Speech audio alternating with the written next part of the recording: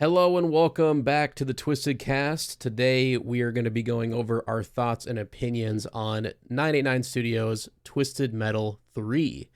First of all, we're just going to go through like our first impressions slash like the first time we actually got to play TM3, kind of going down memory lane.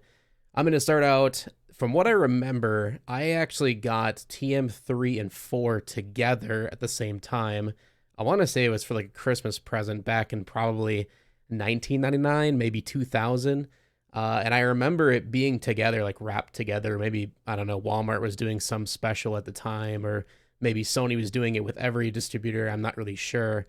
But I do remember playing TM3 a little bit more than TM4 growing up. And I think maybe it was the soundtrack that drew me in, or maybe it was Club Kid or Spectre. I remember being really drawn to those two vehicles when I was little. But that being said, I played mostly TM3 and 4 together for the most part. But I guess if talking about just TM3, yeah, it was probably 1999, 2000 when I first played it. But yeah, how about you, Kong? When did you first get into it? I got it after Twisted Metal 4. I think I got it. I remember going to the store with my mom. She brought me to GameStop, which I can't stand that store. Like, I just fuck GameStop, dude. That's all I gotta say about that now. But I got it at GameStop. They had the little section of used games, and I played the fourth one. As I mentioned in the first episode, that I played it in reverse. I did 4, 3, 2, 1 in that order. And I remember I played the game for a little bit, and then my PlayStation broke, and then I couldn't play it anymore. So, and then I had to wait until I got another PlayStation 1. I think they were really cheap at the time. It was after the PlayStation 2's launch. You could get them for like $20 at the time. And I remember buying another PlayStation 1 and playing it. I didn't really have any problems with it. Like, even as a kid, I didn't get frustrated with the flipping over, which we'll obviously get into that later. But I don't know. I thought the game was pretty fun. I mean, obviously as a kid, so I was stupid and I didn't know what was going on really, but I still thought it was a good time. I didn't like it as much as 4, but I still had a good time. Yeah. What about you, Dave? Did you have a great time? You probably have some stories about Twisted Metal 3. Oh, let's see. The first time I played it was actually at E3. We were also showing off Oh, wow. Vigilante 8 there. And I ran into one of the producers on Twisted Metal 3.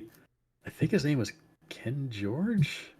That sounds about right. But we ended up chatting about auto combat, and I showed him some of V8, and then he brought me over to the Twisted Metal 3 booth and showed off Twisted Metal 3, and I got kind of an early access look at it, which was pretty cool, you know, along with the rest of the press. And he gave me a sweet tooth keychain, Twisted Metal 3 keychain that I still have to this day. I'll have to drop the pictures of it in Discord sometime soon. Yeah. But we were also discussing. I noticed that the cars in Twisted Metal 3, whenever they landed upside down, they would kind of morph inside out until they were back up right on their wheels. And I asked him, "Hey, why did you guys do that? Why don't you just have cars flip over?" And he said, "Well, the cars did flip over and would get stuck on their backs, and then, you know, that's the way he remembers the build. And then one night he went home, and the programmers apparently were just cranking all night. And when he came back the next day, someone just implemented that. One of the programmers did, you know, on their own without any guidance from design or anybody else. And I guess everybody liked how quick and snappy it was, so they just left it in the game, Cool. and it stayed in there in the game to this day. So those are my Twisted Metal 3 stories. That's awesome. I wonder if like when you were playing it at E3, like ran the demo, if you remember it, was it the early build with like there was like the mail, like the USPS truck, and then they had like the BMW in there, and that like early build you can see on YouTube? I do remember the post truck, the post office truck in there. Oh, wow. I It do was remember playable that. What's that? at the E3. It was playable Yeah, at E3. I think that I do remember that being a vehicle Oh. there at E3. I'm pretty sure Was because this before public testing, or did you have to be invited like because you were a dev, or did they let like the public try it too? anybody who got an E3 could play the game. Okay. Anybody press, people who just happened to get passes, people who bought their way into E3, which was quite a bit of money. I think, $500 or something like that for general public to get in. But if you were in the industry and could prove it, then you would get into E3 for free. Yeah. And then press obviously Press got in stuff, for free. And they would invite major retailers to E3, like, Best Buy, probably Toys R Us at the time, any place GameStop, any place where they wanted shelf space. They would invite those people to play the game, and if they got really excited about it early on, then they would request a lot of units to basically fill their shelf space at the store. So that was always a way of kind of advertising your game for sales to retailers instead of just everything being online these days. That's sweet. Oh, that's interesting, actually. So I guess it's similar to like how now they use like IGN and they fly out like people who make videos and stuff to play the game. So, but that back then they were doing Best Buy. Yeah, they're doing Best Buy. I mean, reviewers are sorry, publishers have always bought out reviewers. Yeah, yeah, of course they bribe them somehow. They, I don't think they give them money outright, but it's a lot of perks. I remember a game I worked on where they basically took like Game Informer and all the magazines of the day on like a scuba diving trip down to Cancun. Wow. For like a long weekend. Serious bribing. With lobster dinners and the whole thing, and it's just like, hey, please give us a good review. And every single company I worked at pretty much did that, except for V8. I don't remember any of that kind of schmoozing going on there, but most of the other companies I worked at did. Because V8 got positive reviews without it. Yeah, it didn't need that stuff because they use codes as well, right? They would use cheats. They would give you cheat codes, and you give us a good review. Like I'm assuming that's why Twisted Metal 3's Sweet Tooth is behind a password because there's no other way to get it. Well, that's why TM2 as well. Same thing. They put Sweet Tooth and Minion behind the passcode.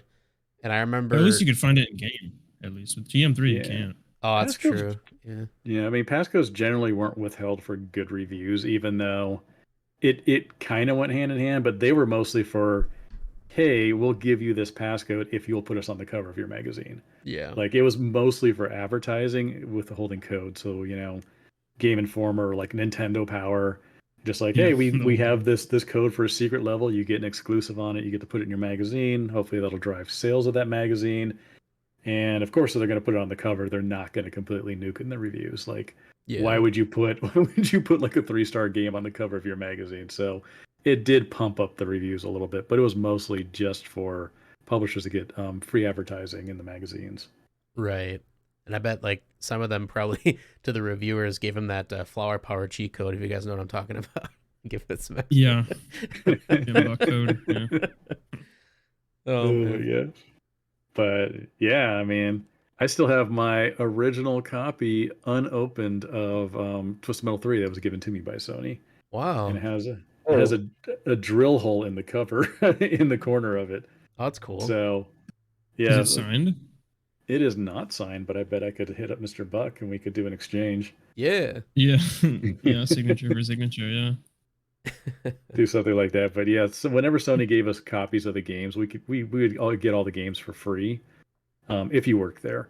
Yeah. And they didn't want you reselling these because they didn't want you to get a bunch of copies and just like sell them again for a profit. So they would drill a hole in the corner of the CD case. So like GameStops and places like that would see that and say, sorry, we can't take this. Oh, it's a literal drill hole. I thought you meant it was like an artistic thing for like auger. No. They literally take a power drill and put a hole into the corner of the CD case. What the hell? I had no idea. I had no idea they do that. Yeah, same. I'll take a picture of that and show. Probably has more value now. Right? It might be. It probably has more value because there probably wasn't too many of those given out. Probably 100 or 2, maybe. Depends. Maybe. Who knows? I mean, that would be interesting to see how many that they gave out in general for that. But right, yeah, that's cool. What about you, Winners? When did you first play TM3? Kind of similar story from like I think last episode. Cousins had it. Played with it, but it wasn't really mine. And then eventually I got it on the eBays when eBay was still cool. Back in like I think 08 or 09 when they were selling like PS2s for like I think $100, $200. So I got a PS2 Slim. And I remember having a good time with it, although just wasn't a fan of a few things with the game, but overall, I kind of appreciate it for what it is. It's like in terms of like the graphics and the improvements that it made compared to the previous two games. I was like, oh, this is a nice step in the right direction. Just like everything with 989 Studios, just kind of wish they had more time to polish up because they definitely had talent to make good games. It's just unreasonable deadlines that unfortunately they're kind of given. Right. But yeah, just I enjoyed it. I think it's cool. Um, I will say that what my favorite part about the whole game that kind of drew me in, like, oh, I gotta try this out, is I just love listening to that awesome fucking intro. Oh yeah. Like it's Yeah, I don't sure. I don't know if it I don't know if it's like probably like my favorite intro in all the Twisted Metal games, but I just find it really cool that you got Rob Zombie playing in the background. Was it Meet the Creeper? And then Yeah, you have the yeah, it was. cars driving around, shooting and destroying shit. Like for a game that came out like in 1998, just to see that, I was like, man, that's pretty cool that they were able to get something like that onto the game as an intro. Yeah. Yeah, it was Um, hype. It's a really hype oh intro yeah, for the game. yeah. So that was that's not too much experience of it there. So just nothing too crazy. But what about you, Drew? How'd you play Twisted Metal 3 for the first time, and how'd you feel about it? Oh yeah, with Twisted Metal 3, I think my journey with a lot of the PS1 Twisted Metal games was very backwards and bizarre. I didn't play it until like later in my childhood. I think most people got to play it, when they're like 5 or 6 years old. I was probably like 8 or 9, maybe, but I do remember it being the stickiest of all the PlayStation 1 TM games to me. That like really I wanted to keep playing because I think it was a lot to do with the soundtrack of the game was just so much fun, and all of the vehicle designs are iconic. I think of all you take if you put all the TM vehicles into a big pool, and I were to take all of them out and rank them, I would probably put the TM3 ones towards the top. I think they're all fantastic. Spectre, Thumper, everyone except for Sweet Tooth, I'd probably put up there. And the damage models, I think, were something that I was intrigued by because they had like little slight like nuances to it. Axel's arm like tears off. You have Club Kid, his smiley face turns into a frowny face. And just as like a younger kid, 8, 9 years old, I thought that was really neat and cool. And it was an easy enough game to get used to that, I didn't get my brain bashed in by TM2 by that point. So I like TM3 the most of the PS1 games that I played at the time. Now it's probably Small Brawl. But as a younger kid, that was the game to play. Hell yeah. And yeah, you definitely hit the nail on the head with a lot of there is like a lot of little details in both 3 and 4 that people didn't really catch on, I guess, right away. But I agree. I always noticed that even as a kid, like you said, with the damage showing on the vehicles once you're at a certain level of health remaining, and how like Club Kid, for instance, would turn to a frowny face. I just thought that was the funniest thing. I'm like, how did they think of that? Like, obviously, it doesn't make any sense. It's like the paint job would never change depending on how much damage your car gets, but it just adds that little level of silliness that I think they were going for overall with the game. And I get it coming from TM1 and 2, which TM2 is a lot more silly than TM1 for sure. But there still is more of like a dark comedy aspect to TM2 and 1 that really did not transfer over to TM3. And I think that was the biggest, like, what the hell is this to a lot of the fans that came over. They were like, this is too cheesy, it's too weird, it's too, I don't know, upbeat, I guess, than what they were used to. But I actually felt more the Twisted Metal charming. 4 manual. Right. Twisted Metal 4 manual is like pretty bad. Like Pizza Boy's a terrorist, for example, but people Wait, what? people don't pay attention to that. Wait, what? Yeah. What? If I can find it, hang on. I gotta find The it. TM4 Just keep manual, if I going, remember I'll find correctly, I'll has, find it and I'll read it word for word. It's hilarious. Okay. it's great. Okay. But and I want to. I know this isn't the TM4 episode, but I like that in everything Kong's about to say about Pizza Boy in the game. Like every driver has a disposition if they're like evil, good, or chaotic, or whatever. And like Pizza Boy is considered good, like he's of good disposition. So just keep that in mind whenever KongDoo reads the description for the manual. Just absolute bonkers. Okay. and kind of. But I think TM3 is very charming for what it is. Yeah. I mean, yeah, if you're coming from PM2 where you feel like you're a big, mature, strong, man, boy, like you're not going to like TM3 because it's too silly and childish in some ways. But I think it's kind of charming. I mean, we see on the screen there as the pictures transition to one another, like those screenshots. Like, I'm sorry, that looks like a fun game to play. Yeah, It's you have all the different endings are just like the worst, but Okay, they're worse in a bad way. It doesn't Or in a take good way. itself too seriously. Right. I go for it, Kong. Okay, so this is Pizza Boy, the driver. Vehicle, illegal street racer. He's a 19-year-old male from Philadelphia. Connor Nazang is the richest pizza delivery boy in the U.S. because he extorts huge tips. When dropping off an order, he parks on the lawn with his hood heavy-mounted machine guns pointed at the front door. After terrorizing every other pizza delivery operation in the city, Connor is the undisputed pepperoni and mushroom kingpin. Want anchovies? That's an extra $50. Connor was arrested for shooting up a bad tipper's bird bath in 1998. But the judge turned out to be a customer and let him off easy with 1,000 hours of community service delivering pizza to Twisted Metal events. His special weapon is a duo of pizza cutters. And the game says he's good, and he killed a bunch of people, and he's essentially a terrorist, but the game calls him a good guy. I like that he got in trouble for shooting the bird bath and not for like the murder. yeah, Yeah, I know. people are expendable, I guess, in the TM universe. The judge let him off because he's a customer. He's a customer, He bought a pizza from him, What? I guess. Like it'd be a Yeah. victim, right? Like you're not Yeah. a customer, you don't choose to. Must have been a great pizza. I mean, he man. threatens Damn. people, yeah. I mean, he says he aims his machine guns at the person's front door. He Hey, terrorizes yo, all the other what's pizza up, delivery G? operations. These anchovies are gonna cost you an extra $50. If not, I'm gonna shoot up your fucking bird bath. What up? Yeah, I'm like, Not my bird bath, no. My birds, man. I wish I had video because I was actually like doing like the fucking like the hand movements that he does at the ending. Does he This make sounds like so that- video game writing from some of my students. It does, yeah. Yeah. And The I puffy think, and shaggy. to Goodrich. kind of like branch off of that, Dave, like you think about it, they had what, 6 months to make TM3 from scratch? Yeah, it's impressive. Yeah, about So, 7.5 what? or so. Yeah, so 'Cause they like had to redo the engine. They Right. had the Rallycross engine, but they had to like make it so it would fit for Twisted Metal. right, because That's they asked, just like Dave did, they asked for the TM2 engine, but Sony refused to give it to them. Well, they said they lost it or something. So No, they Yeah. couldn't because Sony didn't need to get the source code from Single Track and because they couldn't get it. their contract said that Sony didn't need to have their source code.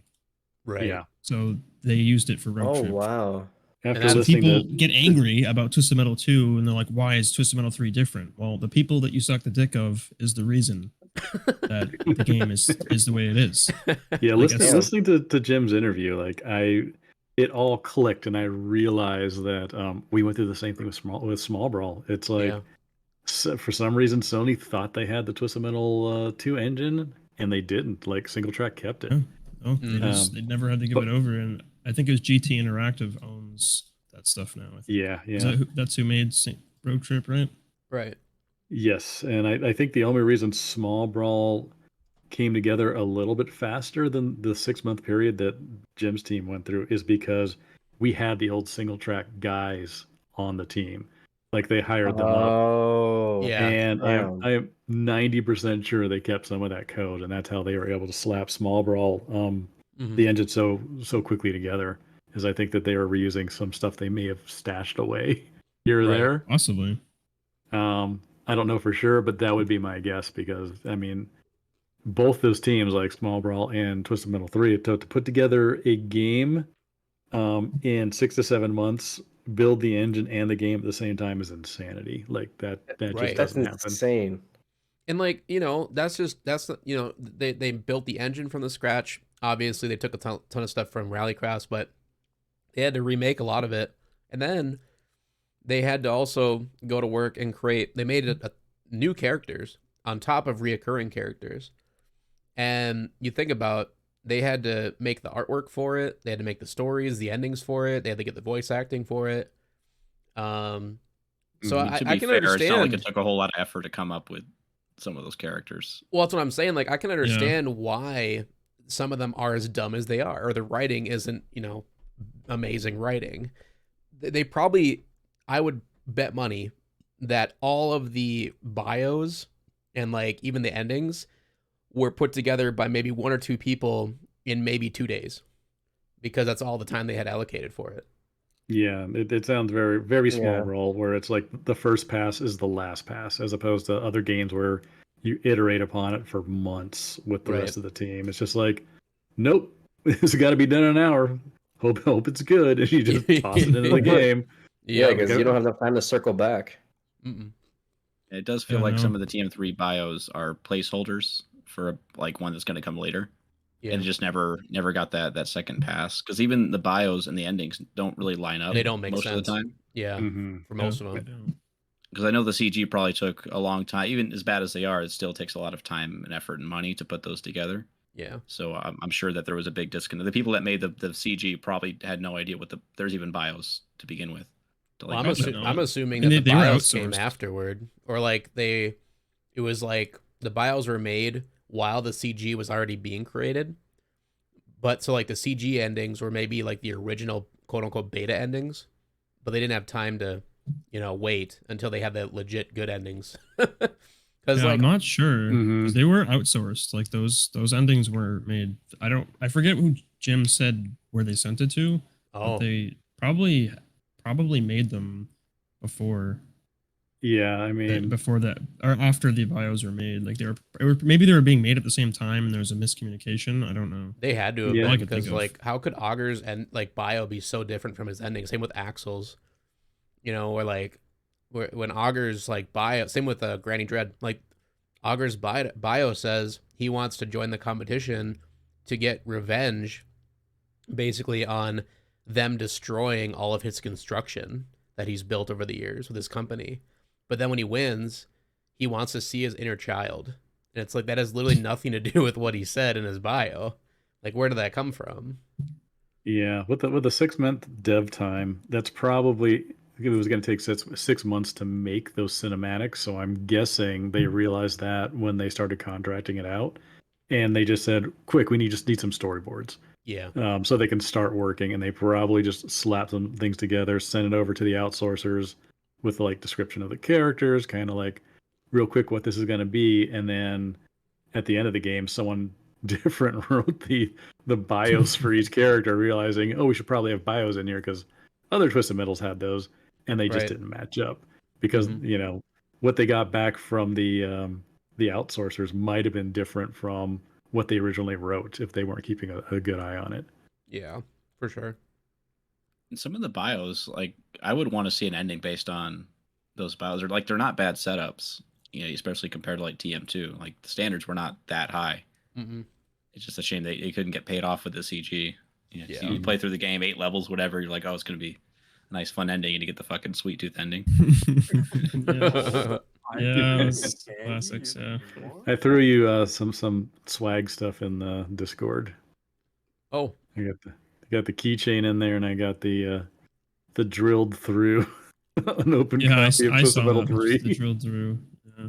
I don't know if Oh, we can wow. put that on the screen, but I it, could No, try. if Nick wants to use those later for editing, like Yeah, I could probably just edit it in there, show it up for you guys. yeah, they're pretty cool. Those are definitely cool little things. Yeah, they're super cool. And the keychain especially is very cool. I Mm-hmm. wish I had that jacket that Jim had. For real. At 99 That thing looked coat. like a nice actual leather jacket too. Like that's like $100 jacket. yeah, Sony Yeah. made really good swag back in the day, like really top notch stuff. I got like Sony Christmas robe and hat or Sony golf balls. Like they just like they would just give us weird swag all the time. It was really good quality stuff. That's so cool.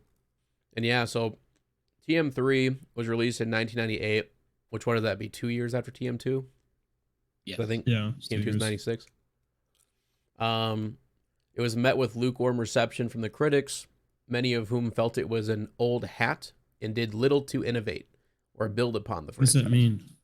An I old think hat? they're just meaning like it's too much of the same old. Like it didn't feel much different than TM2. I It think has that's received more of a the franchise issue going forward, not just Twisted Metal 3. Oh yeah, So, but- no, I agree on that for sure. It received a score of 48.97. I don't know why it's so specific. percent my from God. Game Rankings and a 4.7 out of 10 from GameSpot. So overall, it just my like, it got pretty medium to bad ratings across the board. Many I have a TM. question for Goodrich, if I can ask. Oh yeah, go for it. So Goodrich, when you were at the E3 playing the demo of Twisted Metal 3, like Vigilante 8 was coming out that same year, right? 1998. Yes. Yeah, So- they competed. When you were playing that demo, were you thinking to yourself like, "Oh man, this game fucking sucks. My game's gonna crush it." No comment. I don't think he could say that. I In the mean, back of your head somewhere, you're like, "Okay, good. My game is much better." Thank God, this game sucks.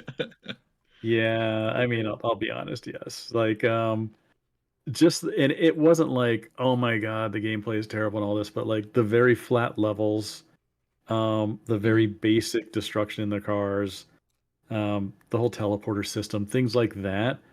When I was looking, comparing it to V8, like we had very organic terrain and we could destroy everything, and we had like real time kind of like reflections in the windows. Like technically, I think we were a stronger product, but knowing now that they only had 6 months to do it, like they pulled off a miracle to do that. If they had a full year, I Yeah. imagine it would have been a completely different product. 100%. But yeah, I mean, like there was that, but then it was also like, we did this with like 4 people. I'm always very proud of that at times. But every That's time true. we go up against Sony and they're just like, they got their 20-person, 30-person teams making this stuff. And our stuff looks really good for being just for a few devs basically. But Right. yeah, overall the visuals in it kind of turned me off a bit to Twisted Metal 3. That's totally fair. Definitely. I think both teams should be very proud of the products that they made, Vigilante 8 and TM3. But I mean, it'd be hard to argue for anyone that Vigilante 8 isn't objectively better. Yeah. I do want to give a lot of credit to Yeah. 989 just for the game existing at all. Like they should have burst into flames like during development, but they didn't. They kept it together. What do you mean credit to 99? Credit to Vigilante 8 for making Twisted Metal 3. Yeah, of course. If you think about it, TM3 is kind of the closest in terms of physics to Vigilante 8 out of any of the other games in the series. I did notice that. I noticed that. I think now that I know that they're looking at our initial builds, it looks like they tried to push it more into the physics realm than previous Yeah. Twisted Metals. Right. And the sad what if that reality was a is choice? that most TM fans weren't a fan of that. They liked the very unrealistic arcadey movement of vehicles than the, Yeah, I call that the brick glued to the ground physics, Yeah. which is basically all the Twisted Metals except for, to some extent, Small Brawl. We tried to also do a mix of physics plus kind of having that very steady kind of glued to the ground feel, mm-hmm. and it just didn't work. Like you can't straddle that fence. You got to go one way or the other. At least back then you did, as far as like technology was concerned. Right. Yeah, and like, on this thing I got here, it says many Twisted Metal fans considered TM3 to be the worst in the franchise, primarily because of its disapproving character redesigns and a clunky, unrefined gameplay engine, which many saw as inferior to TM2's engine, due to the fact 99 Studios did not have access to the game engines used to make the previous titles. Now, in your guys' opinion, do you think that's a fair statement for not even just fans of TM to make, but just gamers in general? At the time, yeah. Yeah. Mm-hmm. Not now, because I hold them both in the same vein of having both, like, Twisted Metal 2's physics aged terribly, Yeah. and Twisted Metal 3's physics are just not good, even at the time. So I hold them in the same vein of they both have bad physics and controls. Yeah, that's totally fair. What about you, Winners? Yeah, I kind of agree. It's just with Twisted Metal 3, it's just you can just feel a bit about how unfinished it is when you're playing it. Like the physics, like, and then I even have it up right now on my screen. Like Augur, for example, like I'm just getting battered all over the fucking place in this game. Are you playing it right now? You're playing it right now?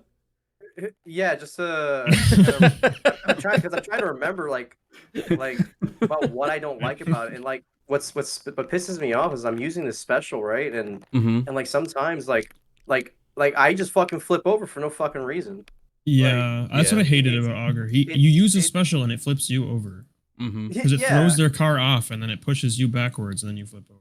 Yeah. yeah it's like you can just tell like this game could have been way better. Um, which kind of sucks because again, like I know 99 if they had more time they could have made this a lot better if they could, but Yeah. but compared like I do appreciate the 3D ness of it compared to Twisted Metal 2.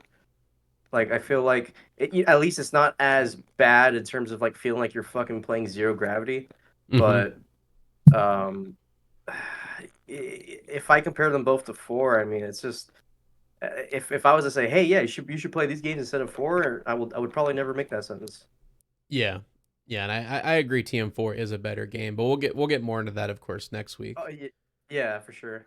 Um but yeah, I would also say or argue that objectively I think TM3 looks a lot better than TM2 and 1. Oh hell yeah.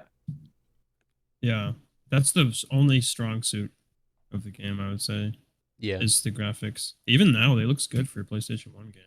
It does.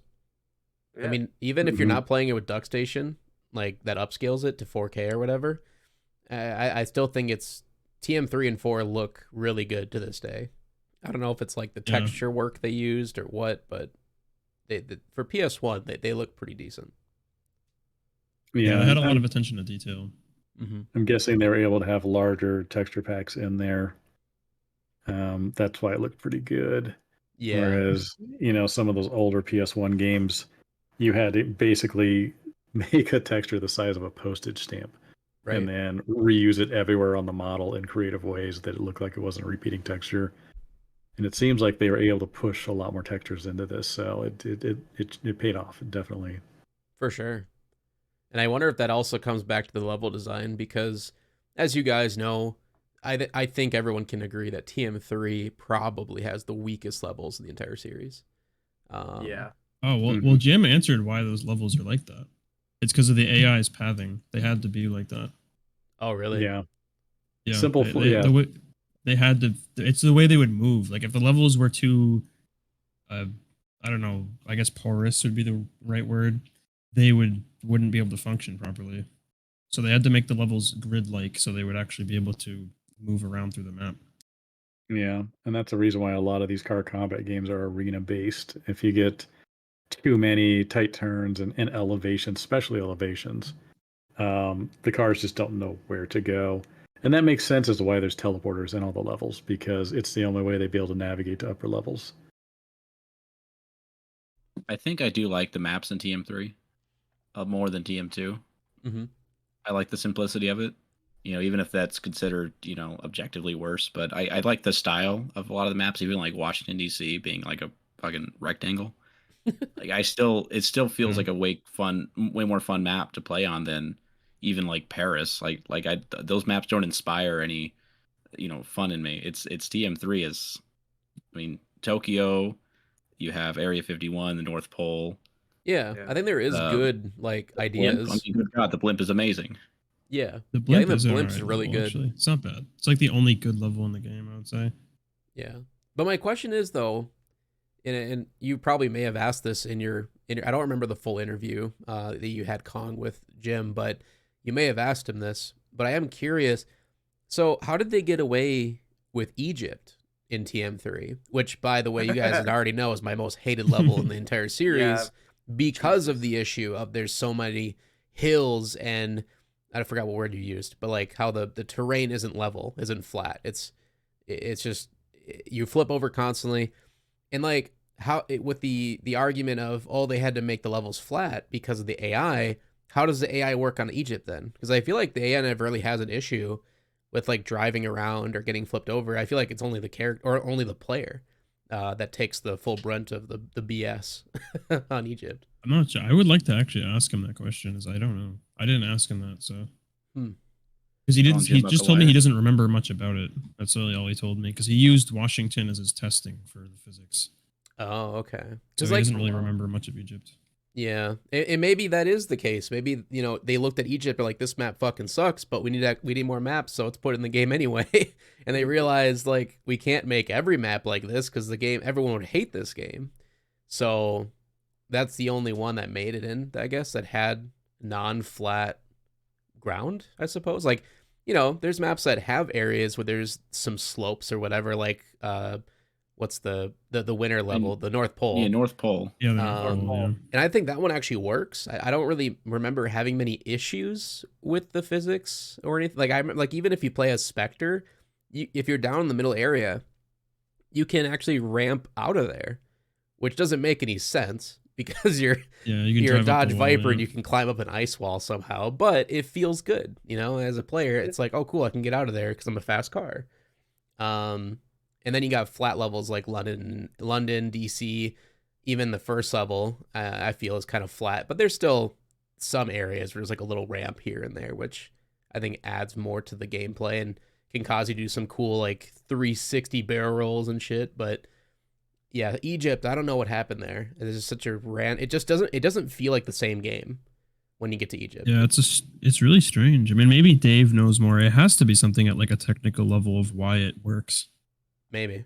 Like I don't know how it works, honestly. I don't know how the stuff works. Yeah, I mean, my guess looking at the Egypt level is it has like rolling hills, which probably is not terrible for the AI.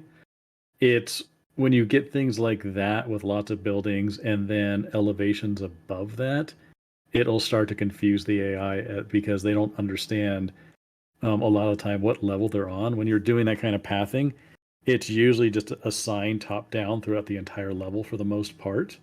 So if I'm in like an upper catwalk and I'm driving around as an AI, if I go off that catwalk, I don't realize I've gone off that catwalk. I think I was always on the ground floor all the time. We kind of had those issues with Vigilante 8, Second Offense, like the big bridge in California. AI could not figure out how to drive that correctly. It always thought it was on the level below because like the AI pathing was always projected onto the ground and never on any elevations. And you know, with Egypt, it looks like they used very gentle sloping kind of sand dunes and minimal geometry in that level, which the AI should have been able to handle pretty easily, I would imagine. And Yeah, that makes a lot of sense. And on top of that, it's probably my guess would be one of their last levels, which means as you're building a game and levels, you start to figure out how much farther you can push an engine. Mm-hmm. And I bet that those rolling hills kind of freaked out Art, going, "This is going to blow our poly count." And as testing happened and designers got a little more bold and you know tried some things on the side, they probably figured out they could pull that off. I mean, that's kind of like. It's kind of like you know, with Small Brawl, like our last two levels were very complex. The hidden levels like Buster's Lanes and the Mad Scientist Lab, compared to the other ones, like you're able to push it more and more as you are comfortable with that engine and know what it can do. For sure. Yeah, and that makes sense. And they might have even just got an order of the actual levels in the tournament, because even the blimp has a lot more going on with that level than any of the other ones in the whole game, because you get the switches that stop regeneration, which regeneration, we can get into that in a minute. That was the first time they ever implemented that, and I think the only time they've ever implemented that in Twisted Metal. But it was in 4 or 2. Wasn't it 4? He just didn't say it. Yeah. Oh, like that's in the first, right. like in the first level, there's 2 enemies and you kill one, and then another one spawns in. That's right. Yeah, it just does. It doesn't say regeneration or anything. I think that was smart though, because I never noticed that unless I look for it, I guess. No, I never understood the problem with it, but yeah, I can understand it slows down the game a little bit, or maybe it might feel kind of cheap to the player because you get to this level. Let's say it's first time you're playing it. I think the first regeneration happens on the North Pole. So you get to the North Pole. There's 3 enemies, I think, or 2 enemies. I can't remember how many there are. But let's say there's 3. You're getting your ass kicked. You're weaving your way through the level. You're understanding it now. Okay, I'm finally getting it. I killed the last guy. Let's go. Next level. oh, just kidding. Here's another 2 people or whatever it is. Maybe it's one extra person. Oh, I thought the game was like super easy and people could do it with their eyes closed. Like, what? Why is it a problem? I agree. I don't think it's that easy, but I will say like I agree know, in the I'm sense just of like- it doesn't bother me. It's never bothered me. It's just I can kind of understand someone's argument where, oh, now I have to fight another person and it's not a boss. It's just kind of like, why am I waiting here for this regeneration thing on my screen to tell me there's another character? Why didn't you just put all of them on the map at once? And obviously we know nowadays it's probably a an engine limitation or whatever was the main reason for that. But it's just I can understand why it felt like it slowed down the game a little bit. But what I was talking about with the blimp though is like they added this extra puzzle element to the level, which was really unique. And I kind of wish they would have brought something back like that in a future game where it's not just, let's say, just going to the tournament, right? Like, it's not just, oh, you have to kill these guys to get to the next level. But now you have to not only kill everybody, but you have to destroy these switches before you can even really kill anybody because they're just going to keep going back forever. And I remember as a kid, it was like a light bulb going off where I started the level, there's 5 enemies, this is crazy, this level's huge. And I killed like 3 people, and I'm like, why is the enemy list not going down? Like, what am I doing wrong? And I just kept dying and getting wrecked, and I'd have to go back to the blimp and try it over and over again. And then I finally realized, like, wait, what are these things on the wall? Let me shoot this and see what happens. And it didn't hold your hand. It didn't, it didn't tell you you need to go to the next switch after destroying this one. You just kind of had to figure it out. And then once you finally figured that out, it was like that eureka moment of like, wow, I figured this out, and now I can kill all these people. And then on top of that, boom, boss battle. So I always found that really interesting. I kind of wish they would have brought not that exact same formula back, but something like that, where maybe there's a puzzle element or something to make it a little bit more engaging, but obviously not to the point of what 2012 did with like Iron Maiden and stuff. Like they don't need to go that far. Yeah, I like the regeneration, but the thing is that it's really, really stupid that Twisted Metal 3 did it, but if Single Track did it, it would have been cool. Like, it would have been really innovative and awesome, but the fact 989 did it, it's really stupid. Such a dumb mechanic because they did it. But if Single Track did the same thing, it's okay. There's probably a truth to that. Perfectly fine. I do like what you said about the regeneration panels on the last level, the blimp. Like, there's like a puzzle element to it. I do like that they wanted to add a bit of a wrinkle to the standard tournament, Right. which the series does not take swings very often. No. So it's nice to see one there. I think the next time we saw something that like vaguely innovated on what's going on in Twisted Metal was Minion in black, like shooting the panels. Yeah. And then Head On just did the exact same thing, a few years later. Yeah. And then but that's what I appreciate about 2012 was that they took sort of those ideas that 99 started and said, hey, what if we made Electric Cage? What if we made these boss battles the way they are, endurance matches and stuff? So I just like the creativity, not being afraid to take some chances. 99, despite the short development time. So props to them. That's 1 point for TM3, 0 points for Vigilante 8. What'd you guys do? Man, Damn. Oh my god. Wow, shots fired.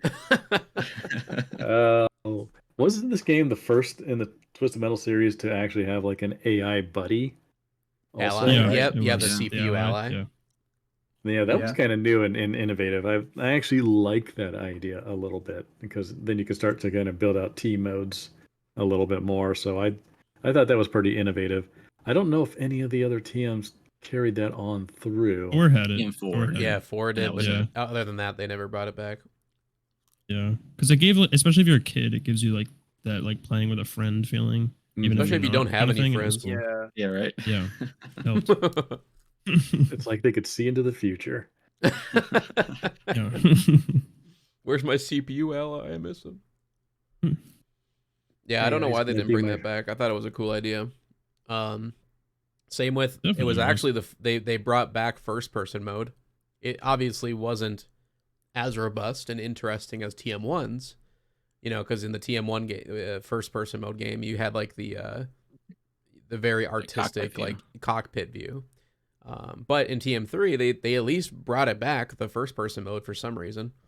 I don't know It's who just a hood. I don't view, think I right? ever used it. I never. No, used I it. don't know. There's You'd no have to be a offense, yeah. psychopath to use that, honestly. But Yeah. it's there. They brought it back, so that was kind of cool. And then what was the other thing they brought back? The teleporters they brought back from TM2, which I thought was kind of cool. I think, like Dave said, that they probably weren't added as like, oh, these are cool. It's more of we need these to get people to different levels of elevation in the levels to make the AI work right. It added a lot of exploits though. Like you could exploit their pathing a lot of the time by going in the teleporter and they just follow you. Yeah, because you could put a bomb there or whatever, or like Club Kids. Yeah, and that's how you do the Sweet Tooth thing in Twisted Metal 4. Like you just put the proximity mines on the roof and you kill them. Yeah, because it's just programmed to follow you. So yeah, I suspect without the teleporters, you could really exploit them. Like they probably couldn't have found their way up to you if they had ramps and things. I always thought the teleporters were a crutch for bad level design, but I mean, sorry, but yeah, I mean, if you can't build a path that takes you all the way up there, then that's kind of that's an issue with your level designers. But now that I realize that it was probably a pathing issue for the AI, it makes perfect sense. But I never liked the disjarring or disjointed fact, like I could be in combat with somebody, fighting them, getting ready to kill them, and they just roll over into a teleporter and suddenly they're gone. And it really broke the flow of the battle for me as far as that one, where people are just like appearing and disappearing all over the place. And I didn't like that very much, but I think I understand why they did that now. Yeah. That or the AI just grabs healths all the time. That's true too. Like TM3 was the first Twisted Metal that implemented the AI two ways, and Kong can definitely attest to this. Like, not only does the AI finally fight each other when you're not around, where they never did that, I don't think, in TM2 and 1. Like, if you weren't around, they would just go in circles, or they would just try to find you. They would just sit there and wait. They would just sit there. I honestly, I'll die on the hill that I think the AI is a lot smarter in TM3 and 4 than they ever were in 2 and 1. Even because in the feature games, honestly, even in Black, Head On, and 2012 too. Yeah, I think the 3 and 4 AI is the best one because it feels more engaging. Like you're actually in a tournament is the best way to put it. They don't cheat nearly as much, at least. Like they'll still like freeze spam from time to time, or lunacy, or pure lunacy. They cheat, but oh my god! But if you're playing on normal, I mean, they might special spam from time to time, or they'll freeze spam like they did back in the day. But I always thought it was really interesting. It is kind of annoying now that I come back to these games, but it is interesting in the sense of that they rush for health so often. Oh yeah. Because as soon as you get them below a 50% threshold, I'm gonna be like they're running away for health, which I think is interesting because it's like a real person. You know, if you're going against players online, the second you're below 50 health or 50% health, you're gonna be like, shit, I need health. I'm gonna lead the battle. So the problem is when Primeval does it. That's the problem. Yeah. It's when he does it, or a boss, or the boss, and you have no lives left or something, and you die because they get their health back, and you need to make sure you watch them all like a hawk. If you're playing on pure lunacy, the AI knows exactly when they spawn too, so it's like a real player getting health, but they have like this telepathic connection to the health respawning. Yep. So as soon as you see them turn away from battle, like you know the health spawn. Yeah, they're just going to turn around, and you know exactly where that. You have to make sure you beat them to the health pickup, and sometimes you have to get health pickups when you don't need it because of that shit. Yeah. I mean, AI has in these games a complete view of everything that's in the environment. So when something pops in, they will know it's there. And it does take quite a bit of extra code to like make it a line of sight thing. You know, you could extend an invisible cone out from the front of the car and say, okay, if this sweeps across and happens to see health, then I know it's there, but otherwise I don't. But I think that would have been too much for the time period that they had to do the game in. And then kind of my second point was, I wonder now that I know that they were looking at Vigilante 8, if they got the AI taking health from Vigilante 8, because we were doing that initially. Like if a car got down to 50% health, it would go seeking out wrenches. Right. And I wonder if they saw that and said, this is kind of cool. And then maybe that's where the AI started to play more by player rules as opposed to when it didn't in 1 and 2. Yeah, it definitely could be. Jim told me that the I forget who he said the name of the person that did the AI programming was, but that person wanted to make them more intelligent than the Twisted Metal 2 AI because he said he told me those ones were stupid. Yep. And he wanted them to be more intelligent. Yeah. And that was the goal from the beginning. So I'm not sure. Maybe they did get the idea from Vigilante 8, but overall they wanted to make the AI more intelligent. Mm-hmm. And they did. I would say they succeeded with that. But it comes to a cost. Yeah. You know, like you said, Kong, it's like they're more intelligent, but and obviously I think this would have been fixed if they just had more time. But when it comes to the bosses being able to go and get health, I do find that kind of BS for the player, because not only are you now fighting this guy who's stronger than you, has a better special than you, way more armor than you, but you also have to hound the lives, the health bars, because if you don't, like, there's so many times when I'm playing TM3 where I have to go out of my way and steal the health pickups when they spawn in, even if I don't need them, just because it's giving me that reassurance of, oh, now the boss can't get health. So I always felt like what they should have done is give the boss even more health, make him a little bit more tankier, but make him never be able to get health. So then it's a fair fight, I guess, for the player. I think that would kind of bring in my thoughts of that. I wish, instead of the AI always going for the health, because it just seems like a behavior you notice every time. I just wish that there was more, how do I say, like, programming with the AI where they would react differently. Maybe if they're below 50% health, maybe they might get more aggressive, or maybe they might shy away, or like, give the AI different avenues to react, and once they're Mhm. below that threshold. But for the fact that it's health, health, health, health, health, it's like it feels like you have to play a certain way where you have to remember when the helves respawn and where they spawn, Yeah. and grabbing him, so like you said, just so that way the AI can't get it. And it sucks because it forces you to almost be almost to kind of do a certain play style where it feels like you have to traverse the whole map just to prevent the AI from getting a one up on you. I guess in a way, though, you could also look at that as a positive, because it's forcing the player to actually learn the entire map and not just stick to one spot where they feel comfortable. And also it deters players from just camping, or sitting in a corner, like getting enough weapons, What do you sitting in mean I one can't play spot like and shooting DrewDessadoo? people from a distance. Like, because if you do that, because there's been games like in TM2 and 4 and Head On and whatever, like, there's been games where I literally have gotten a ton of weapons in my arsenal. I've gotten up to like a perch area where I can look down at their enemies. I just shoot them from a distance and wait until they die. And you can't really do that in 3 and 4 too often, because they're going to run away and get health, where you don't really Yeah, see that in other especially games. yeah, especially in 4 where there's more variety in weapons. Where if you're camping Mm-hmm. up top, well, you can use different weapons. Right. And then I the other just thing. think it's cool Oh, sorry. that yeah, my bad.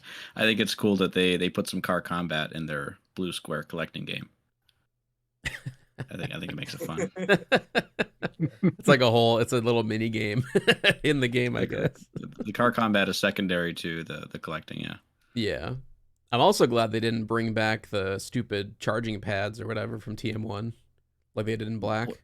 That was going to be my argument for like combating this problem with the AI, is Mhm. to have both the pickups and the health bridge, because the health bridge is only accessible to the player and only a Yeah. limited amount of times.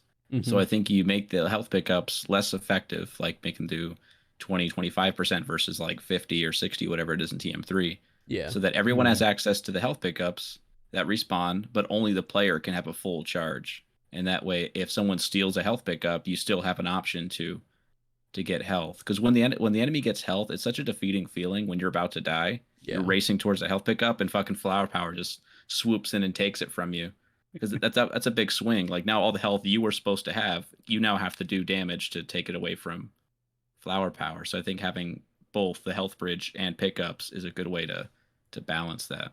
I'd like Right. to hear what you have to say why you don't like the charging pad. I just don't like them because they can be annoying to use. If they just would put ramps on all four sides, I don't think it'd be a problem. But So it's it's not like, the concept, it's just the way you like mount it. right. Yeah, like, I don't mind the concept of, oh, I can only use this one or two times depending on the difficulty you're playing on. And then they also, then at that point they don't have full life pickups. It would just be like you said, the 20% pickups or whatever. And then the AI cannot use the health bridges. I think that's totally fine. And it definitely would have helped, I think, with TM3. But on the same token, I honestly, like, looking at the level design, I can't picture in my mind on each level where they would have put like a charging bridge, I guess. but I don't know. Maybe they could have done it. I mean, they don't have to be a charging bridge. Like just some way that Yeah, the player can get full health that the AI can't. maybe Even a if it's loop. just you just program them to not be able to pick up the full health versus the Yeah, regular. would have been cool if they added like a midair, I don't know, like a cyclone or loop or something. You'd fly through it and you get full health, but only Oh, you that'd could be do it. fucking yeah, that'd be badass. I would love that. But the physics would never allow that. It would the game would like fold in on itself like a black hole. Well, there's a lot of jumps in TM3 though. I feel like they could have done it. Oh yeah. Yeah. I wanted to bring something up too with the physics. Mm-hmm. We were talking about that earlier. Do you guys ever lose control of your car just like driving in a straight line? Because I do constantly. If I'm using turbo and driving, Yeah, And you play as especially with like Sweet Tooth. roadkill. yeah. Sweet Mhm. Sweet Tooth, Tooth. I don't know what's wrong with that character, but there's something like fundamentally wrong where like you just can't control yourself. I don't know what it is about that. I think it might be the shape of the character or something. It just doesn't work. Mhm. Like you can just drive and you just flip over with the Just character. way too if top you get heavy. shot, yeah, if you get shot, like a missile can make you flip over with Sweet Tooth. It's really strange. Mhm. I don't know why it's like that. Yeah, I found the controls a little bit frustrating when I was playing it earlier today. Mhm. I felt like I didn't have full control over my vehicle, which is saying a lot because I play Small Brawl and Vigilante 8. So keeps you on your toes. That's it true. does. I had a lot of trouble like turning the car and lining up shots correctly. Like I would always either understeer or oversteer. Yeah, And I did find like if I barely passed a power up I wanted to pick up, trying to turn around and get it was it's a painful. pain. Yeah, It was so bad. that and like I wish it they was more made the forgiving when you pick pushback up like stuff. way too strong. Like if you get hit by any missile, whether it's a napalm, a homing missile, I felt like that can knock you over so easily depending on who you're playing as. And that should have been toned down, I think. I feel like the cars they like being on their back, and Mhm. so they're just desperately trying to get to that position, regardless of your input. And Maybe. I think we should just give in. Like let the vehicles have done a lot for us, given us a lot of memories and fun. Just let I think them it's time we finally give them what they want. lay on their back and go into their Yeah. weird little like what did you Yeah. call it, like invert mode where they just kind of shrink and they come back and they're upside again. Yeah, I mean, when I was talking to producer, he said it was the T1000 mode where they would just like Yeah, morph into a puddle of liquid and then reform back into the car on its wheels. that's so cool. But yeah, he also said like the cars would just flip over like crazy due to the engine limitations. And I Mhm. also suspected too, like when we were building these type of cars, the programmers generally put the center of gravity and the mass of the car at the center point on the model itself. So the more you push it up towards the top of the car, the more top heavy the car feels, Mhm. and the more you pull it towards the bottom. So like if you want Sweet Tooth when he's cornering to kind of lean, you would pull that weight, a little bit higher in the model, and then the car would lean as it goes into the turn. But pull it up a little too much, which it seems like they did with this, then it's just going to flip over all the time. Right. And it doesn't feel like someone did a real tuning pass on that. And obviously, with 6 months, probably not. Yeah. And I guess the really interesting thing about TM3, if you guys didn't know, it is considered to be it has sold enough copies to gain the greatest hits distinction, and also I think it is the most sold Twisted Metal of all time. I could be wrong in those stats, but I looking up on Google, it's sold over 1.14 million copies in the U.S. alone, because it was not, at least to my knowledge, I don't think it was ever sold outside the U.S. I think Wow. Twisted Metal 2 sold more. It sold 1.7, I think. No, Like more than 1.14 1.25. is what I said. No, Twisted Metal 2 sold more. But you said 1.7. Yeah, Twisted Metal 2 sold 1.7. Yeah, that's less. I said 1.14. Yeah, Million. 1.1 versus 1.7. Wait, Yeah, what? Wait, what do you mean? Oh, I thought you Yeah, said but 1.17. that's- Sorry. 'Cause Well, 1.17 Okay, would so- still be higher. Oh, the true. problem Yeah.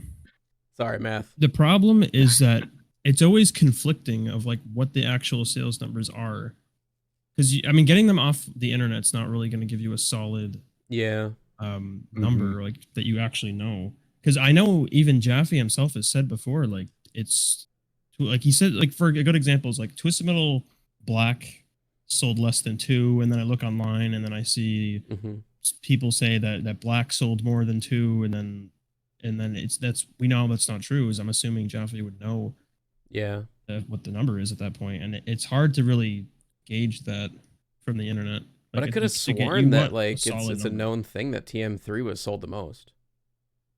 I mean, I wouldn't be surprised because it was riding off the success of Twisted Metal 2, and these games were advertised really well, so it would make sense if that was the case. I would definitely believe it if TM3 was a better selling game. I think it was a more marketable game too. I think it was more accessible for more people. Yeah. Like, as much as people want to say Twisted Metal 2 is the greatest thing that's ever existed, like that we're lucky as a species to enjoy it. But I think that Twisted Metal 3 is it's a better product. It might not be a better game, but it's a better product. Right. It's way more accessible. Yeah, it had a lot of stuff to like bring people in. Like it had the success of Twisted Metal 2 behind it. It had the soundtrack, like all the licensed music. Yeah, that was another big selling point for sure. They used that to advertise the game. Was there a game back then that used a licensed soundtrack? Oh yeah, like Tony Hawk was a couple years away, right? When did Gran Turismo 2 come out? 1999, I think. That was 99. I know Sledstorm was around the same time as TM3, and that had a licensed soundtrack. Test Drive was another big one that had licensed music. Need for Speed had licensed music. Those are all before Twisted Metal. Yeah. And then actually V8 was going to do it too. So Activision was sniffing around us asking if we wanted to use licensed music from some bands they had associations with. And I was the one who told them no. They're like, hey, we know this new band that's up and coming called Incubus. You want them to you want them to come in and put do the soundtrack for your game? And I was like, oh my god, to cut the royalties? And they're like, yeah. And I'm like, no, it's all right. Whose decision was that? Like, that's fair though. When they do stuff like that, like, is it the publisher's decision to be like, let's put this licensed music in the game, or does the team have the choice? Most of the time, but oddly enough, Peter and them, and then Activision also just kind of left the ball in my court, and I said no. I want as much money as we can get out of this. Plus, what I heard out of them, it didn't really match the funky aesthetic of Vigilante 8. Like, it would have taken it in a completely different direction. It would have from what we have. Because that was 98, so, or 97, right, when you were making it? So yeah, Incubus at that time, they were very more heavy. I'd say like it was metal mixed with hip hop almost. Yeah, they were much different than they are today. That is for sure. Yeah, I don't think that would really fit the 70s, 80s vibe of now. Vigilante 8, but it wouldn't have worked. And I was a huge Garbage fan too, and I was trying to get them in our game. Oh, that would have been cool. At one point, I actually got a signed ticket from Shirley Manson on my wall over here. I got to meet her twice. So I got, not to derail the podcast, but I drove out to see them in concert in Vegas, and it was their one and only concert in Vegas. And then after the show, I went to Hard Rock and was playing at the roulette tables, and they came up and started gambling right next to me, and I just struck up a conversation and talked to them for like, a good hour about video games. I mean, I was like, hey, would you ever do video game soundtracks and all this? They're like, yeah, sure. I just looking back, I know the look on their face was just like, oh god, who is this nerd? But it was a good time, and I got a signed ticket from Shirley Manson, which was great. I can't tell you how great, which was great. Congrats, man. Nice. Yeah, it's if always... I was at a gambling table and a celebrity came up to it, I would probably just like dissolve into a puddle. They were have a conversation. One of them, I forget. The guy who was bald just had unnatural luck. He put all his money on double zeros and won. What? Yeah, I was just like, are you sure they're not rigging this for you? Because like, this is just weird. What the? Whatever he does, just do that too. It's like, oh, double zero. Yeah, me too. That's awesome. But yeah, so it sold, according to what I found on Google, it's probably not accurate, but yeah, the 1.14 million copies, it was the greatest hits. And then the other thing too that we didn't really talk about too much is TM3 introduced some new characters to the series, even though a lot, they weren't really like amazing because they never really came back, sadly, except for Augur for some dumbass reason. But they brought Augur in, Club Kid, which I think is underrated. I think he should come back. Very special. Flower Power, Firestarter, and Primeval. And Primeval, I also think they should bring back at some point. I think that his kind of backstory is unique. Like him and Minion could be bosses in a new game, I think. But I don't know. I like the new characters. I don't really. Firestarter and Augur are the only two that are kind of meh to me, where I just don't prefer playing as them. But I know there's a lot of people who love Firestarter. I don't know anybody who loves Augur though, but Yeah, Flower Power. Firestarter's based off of what's that? The lead singer The of Prodigy. Yeah. Mhm. Mm-hmm. And then they got Rob Zombie for TM4, which is pretty sweet. Yeah. Oh yeah. Oh yeah. Speaking of licensed music, Prodigy did the soundtrack for oh gosh, what was the hover racing game, the futuristic one? Wipeout. Wipeout. They did Firestarter for they gave them that soundtrack for that game. Oh, that's And sweet. that's why Firestarter's named Firestarter in Twisted Metal 3. Yeah, it makes sense. Mhm.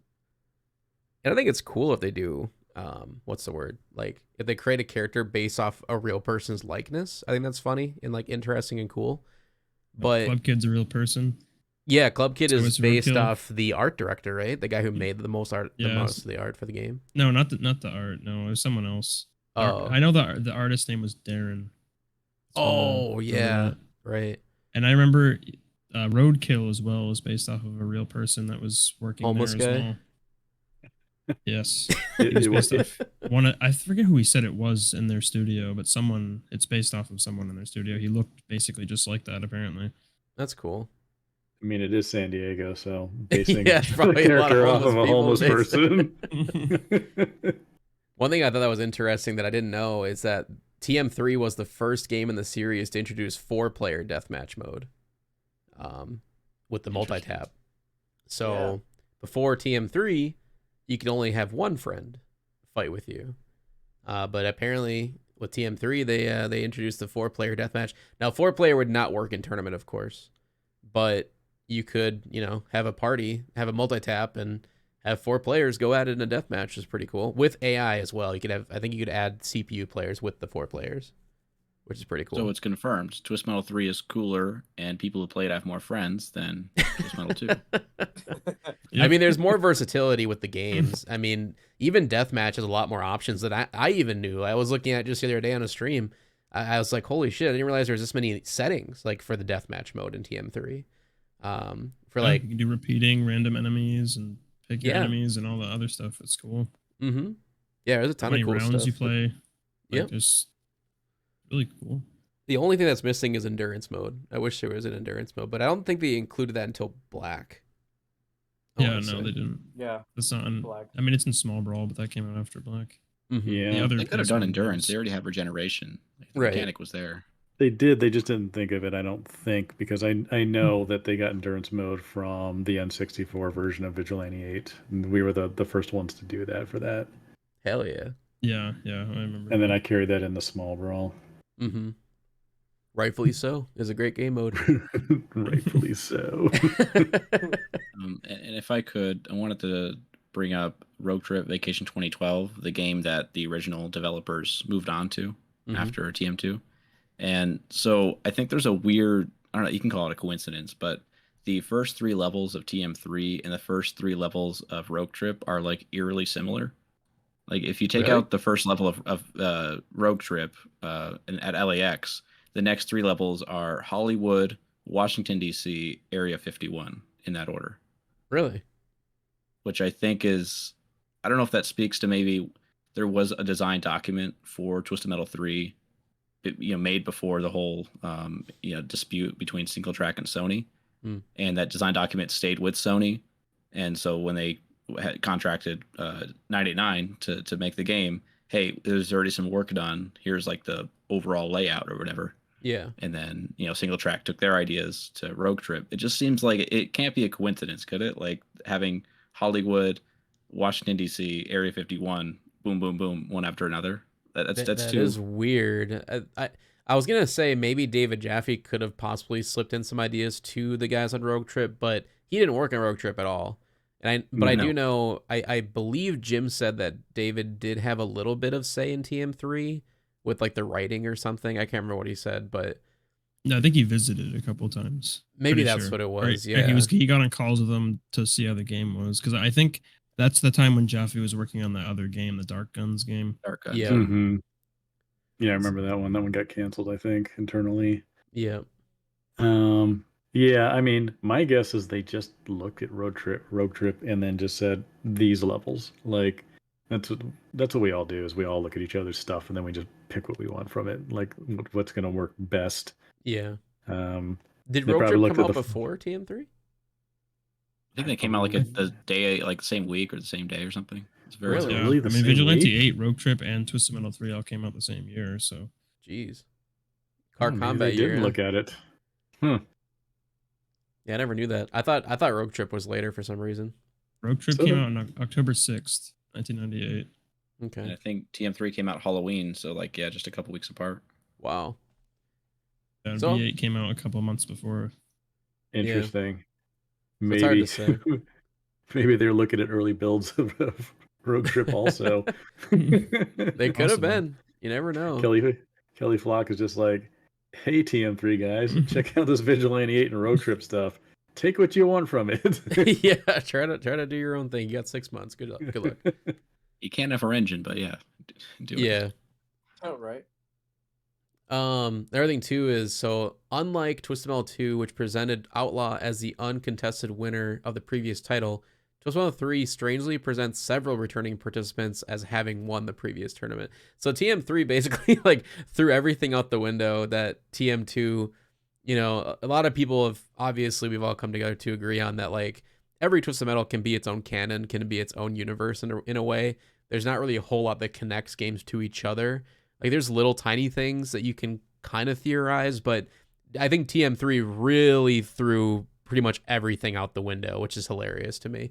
But yeah, it's like Outlaw is driven by both Jamie, and then for some reason they changed the guy's name of her brother from, it used to be Carl Roberts, but they changed it to Buzz.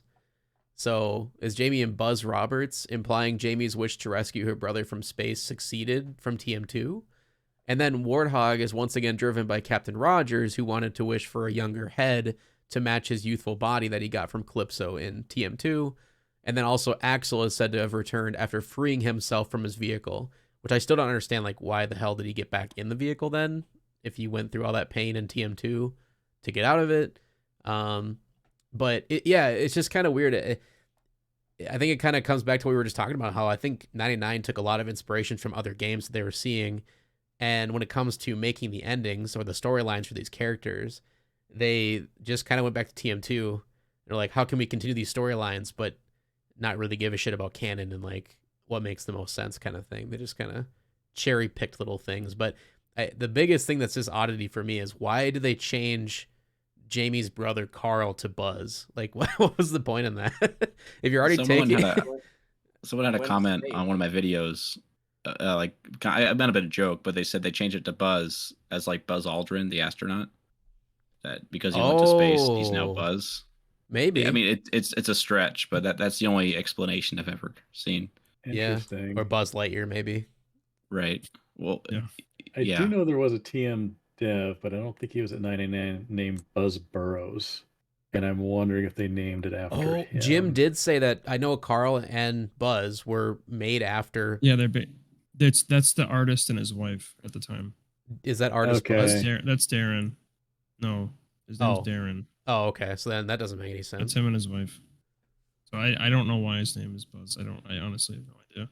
Yeah, I think Buzz Burrow was like the guy who did all the sound for Sony, if I remember right. It wouldn't surprise me if they named it after him.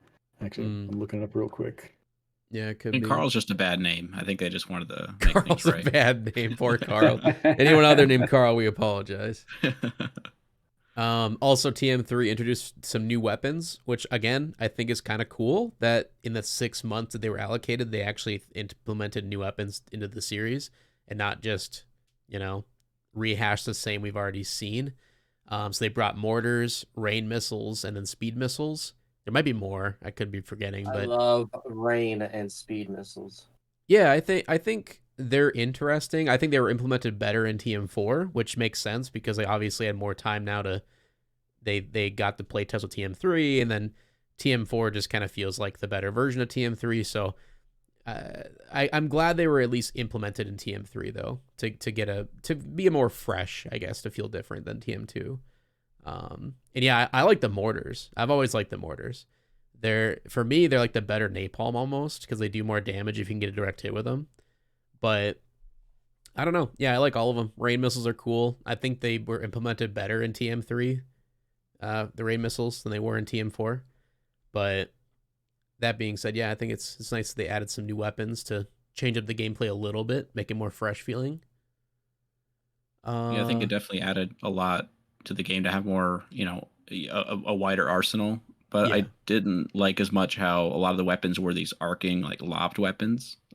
Like Goodrich was saying earlier, I'm not sure if this was offline or not, but like it's really hard to line up a napalm or mortar because it's like a very specific distance you have to be from your opponent to make it land. Where for me, like a lot of times I won't even try. I'll just go right up and do it point blank, so it has no chance to like miss. Right. So exactly. I like that in Twisted Metal Black, they took a lot of the ideas, I think, from Twisted Metal 3 and 4, but made them have like more control by the player to land at like the gas cannon satellite and stuff. Yeah. And well, I guess TM4 did that too, where like the rain and the like rain 2, the Merv, yeah, help me out. Like there's a few of them. Like you can call them back down on command. Like it's not just a fire and forget. Wait, you can? Wait, hold on. So like the rain 2, the Merv, when you shoot it up, you can make it come back immediately? No, Can't you? No, you can't do that. No, you can't do that. No, it's automatic. Those are fire and forget weapons. What's the one? It's you shoot it up and then it like shoots little balls down. That's rain from Twisted Metal 3. It does that. You shoot it. And then oh, yeah. You're thinking of the rain. Yeah, so in TM3, you shoot the rain missile. It shoots out in front of you. You click it again, and it explodes in a ring of fire. Okay, so yeah, forget everything I just said. I'm backwards. Yeah, you're good. You're good. It drops little fireballs. So yeah, you're right. It doesn't really do any damage, but yeah, but you are correct, Drew. I think Black did take inspiration from that in the sense of that was the first weapon in Twisted Metal where you could shoot it, and then you had to wait until it's directly over the opponent, and then you hit it again to get a direct hit. Obviously, in TM3, with the physics and how it runs, it's pretty much impossible to get like direct hits with it. But the idea was there. Yeah, it made it more engaging for the player. I think that like every weapon's been fire and forget, which is fine. But I think having an extra layer of control for the player, I think it adds a lot to the experience. Yeah, for sure. Yeah, I think it's definitely probably one of the first kind of skill shot type weapons that wasn't a straight fire introduced into the series. Yeah, and I like that they implemented more of that in 2012. I think they had like more skill shot type weapons in that one too. Yeah, they just added another layer of interactivity to it, which for a game that's supposed to be as viscerally satisfying as Twisted Metal, I think it goes a long way. Yeah. Oh, circling back to our previous subject, just real quick, I found Buzz Burrows was the audio director for Twisted Metal 3, and I'm pretty sure I remember having that conversation where they said they were putting team member names into Twisted Metal 3. So I am 90% sure that Buzz, they changed Buzz to Buzz Burrows from Buzz. I like that description a lot more than the Buzz Aldrin thing, which now just sounds like nonsense. Yeah, that doesn't make sense. If they were using other team members' names in there, Buzz is definitely they definitely named them after Buzz Burrows. Yeah, that's cool. I mean, that's nice they did that. Did Club Kid have a name? He did. I don't remember it in the game though. I think in the bio it says his name. Is he? I think. I could be wrong though. I don't think he does. It's just Club Kid. There's no. Yeah, just Club Kid. I think his name's just Club Kid. I'm pretty sure. So everyone else has a name except for I guess Axel doesn't have a name. Grim. His name is Axel. Minion. Yeah, I'm assuming. I think so. And then there's Club Kid, vehicle driver, Club Kid. Yeah. Well, he is what he is, I guess. The last little two tidbits I had written down here was this is the first and only. Oh wait, so this is the first of only 2 games in the series. I think the other one is TM4 to feature character bios that have voice acting. I don't think they brought that back after TM4 either.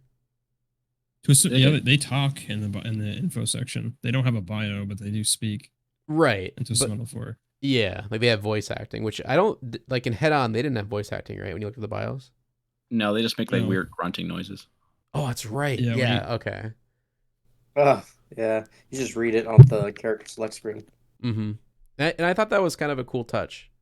You know, when you go into your bio, and I remember as a kid, it scared the shit out of me because it takes like 4 seconds to load like the voice clip or whatever. And I remember, I think it was TM4 because it's like way longer for some reason with that game. And I remember like I opened Pizza Boy's bio and I'm like reading it. And I'm like looking at his stats. And all of a sudden he just pops in and is like, "Fo shizzle, what up, my man?" I'm like, whoa. I was like, what is going on? And it was so loud. But I was like, I'm glad they did that because I guess it adds a little bit more character to it, even if the voice acting is kind of cringe sometimes. But I mean, you're right. It is scary. A lot of those like Sweet Tooth, Minion, Grim are like legitimately scary. Sweet Tooth is like cringe scary. Like that, whoever the voice actor was for that, like really went into that. And I give him props for it. But like if you listen to it today, like if you go to Sweet Tooth's bio and you listen to that whole thing with the laughing and everything, it's like, oh my God, dude. Ugh. Like it feels like a placeholder. Like yeah. I believe they use the names for the drivers and stuff like developers. But Mhm. I would, if you told me that the developers also did the voice acting, I would probably believe you. I know that they did Just for yank the the guy from The Create a Office. Car in TM4. Yeah, Jim said that for Create a Car. I don't know about those ones. I think there were actually voice actors hired. I think. Yeah. Jeez, I would not put that on my resume if I was a voice actor. I don't think they did. And neither would I think a lot of I don't them are even really think they hard to had prior find. experience. They probably didn't even have experience beforehand. So Right. Which it is what it is. But the last little thing is this is the only game in the series in which opponents create damaging explosions upon their death. Now, I was going to ask Kong this if he remembers. I think in TM4, the exact same thing happens because it has here, to add to this, it's the only game where a player can be killed from the explosion of a dying opponent. And I want to say in TM4, you can do the same thing. I don't think so. I know No? the pieces like explode into some Metal 4, but I think they just hit you and just make the little effect, and it doesn't do any damage. So TM3 is the only game in the series where if you kill somebody, like Yeah, even it if makes a you hit little them with a explosion. machine gun and they explode, their explosion can actually kill you. Yeah, it does it's just not a lot of damage. It's only a little bit. But Yeah. it can kill you. Yeah. Does that kind of Interesting. discourage ramming then? Like if you like Yeah. blow someone up on contact, like I mean, you you're- don't ram into some Metal 3 anyways because it doesn't do any damage. Well, except It's for so Hammerhead. minuscule. Well, Yeah. I mean, I guess because I use the napalms as if it's like a melee weapon, so I Mhm. end up getting pretty close to opponents a lot. I didn't know that. Yeah. That's crazy. I mean, you have to be a little bit careful. It's not that much damage though. It would very only little. be like maybe 1 or 2 little lines of damage on the little bar. I see. Yeah, like 1%. The only benefit is to be able to knock down or knock over bigger opponents. Yeah. Yeah, that's true. how you cheese minion. You just keep driving into the side of him, and it Mhm. flips him over. You can't do anything. You keep Yeah. shooting him. Yeah, I've had because I remember as a kid I had like I was going through the tournament and I had situations where like I was fighting Minion on my final life and he killed me, but my explosion killed him and then it let me go to the next level. Oh my god. And I was like, wait, how'd that happen? I didn't even shoot anything. But that makes sense because yeah, I never really, again, it's like once you read it on paper and it's like, okay, that is a thing. You think back to all the times you've played the game. You're like, oh wait, that does happen, but I never thought about it. So, but yeah, it's interesting that TM3 is the only game in the series where that happens, where you can do damage just by your car exploding. And also, could we talk about? We don't have to say much, but every level, it's introduced by Calypso. There's like the narration. I love that. I think that was the first time that happened, right? Or the only time. It's the only time. Yeah, I don't think. 2012, I think, does it too. Oh, you're right. Yeah, but 2012 does it. Is not it the just same. me? I think 2012 is kind of cringe though. I don't know if It's it's a bad. voice It actor is. or what. It's cringe because it's not Mel. That's why. Right, like Yeah. Mel did it That's the so problem. well, like that kind of rhyme, but he did it perfectly. Like you can tell he really got into the character, which really He's sells the best it. Calypso for sure. Yeah. So I don't know. I liked it though. I liked his little thing at the beginning of the level because I think it's really hilarious, especially if you're doing a challenge or whatever, and you have to keep restarting the level over and over again, and you just keep hearing him repeat the same thing. Yeah, or if you had a scratched up disc like I did, he'd keep repeating the same word over and over again, so I couldn't play with the music on. Oh no. There's that. The same thing was happening with the intro too. Like I couldn't watch the intro because he would just say like "Welcome to Twisted Metal," and it would keep saying "metal" over and over again. Metal.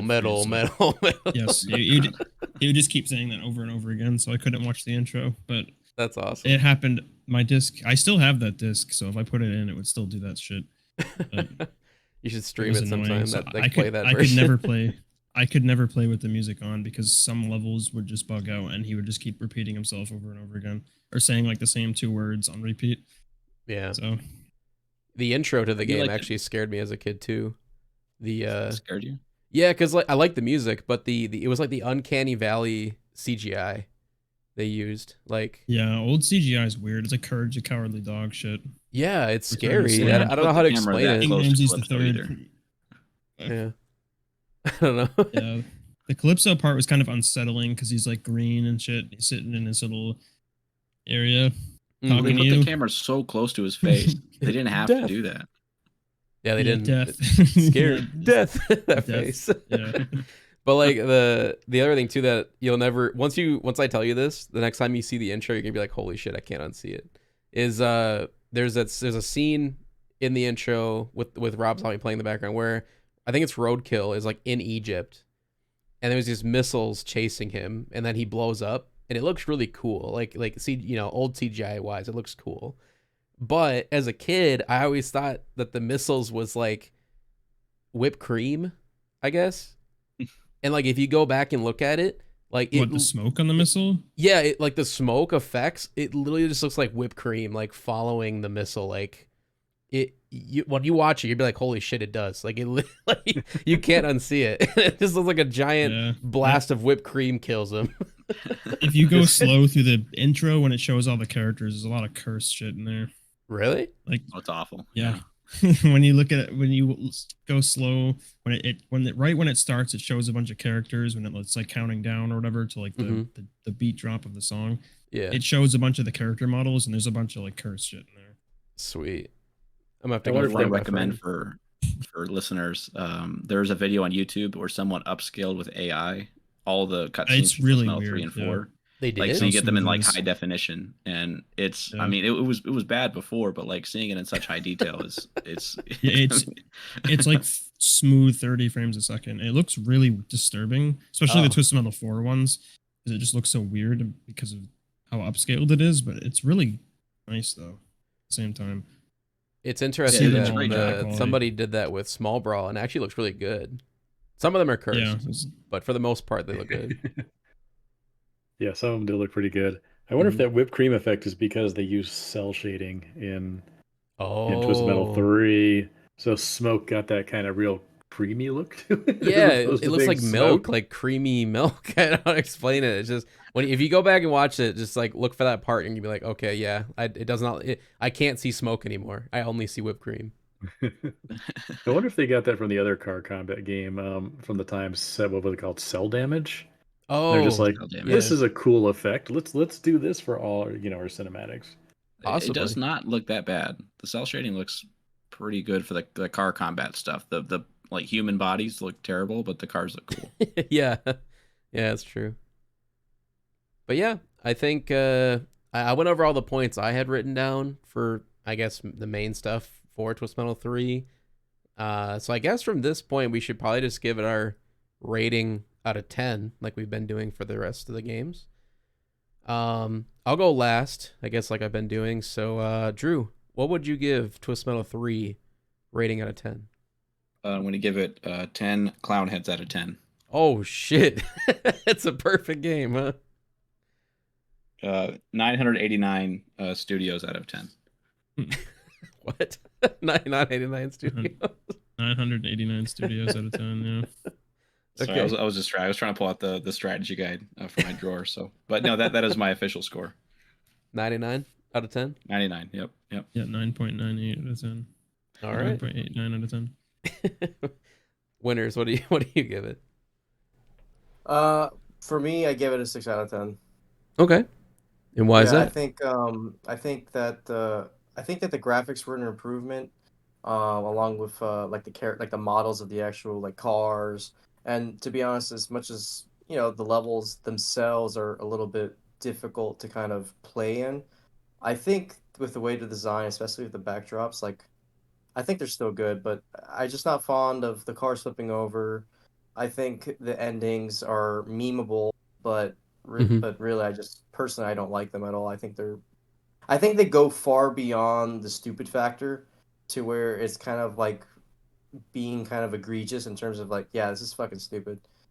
Um, but it does some things right. I think the it brings back all the familiarity, at least some of it from the previous games where you have your base weapons. You got your fire missile, you got your homing missile, you got all that, and you bring back some of the old characters.